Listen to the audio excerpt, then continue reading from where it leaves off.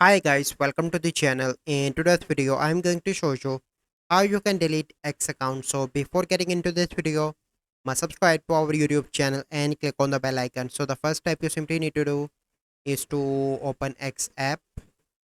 So once you open X app, you simply need to click on the home in the bottom left and click on profile picture on the left top.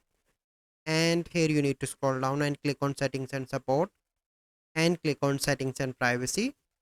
And then you simply need to click on your account, and in the bottom you can see deactivate account. Click on that option.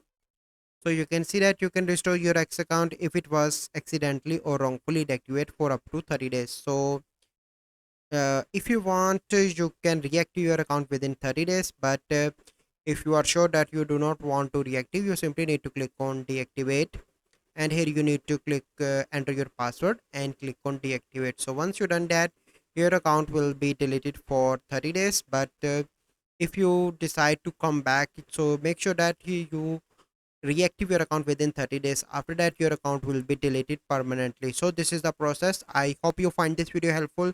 If you find this video helpful, must like this video, subscribe to our YouTube channel for future videos. We'll see you in the next video. Thank you. Have a good day.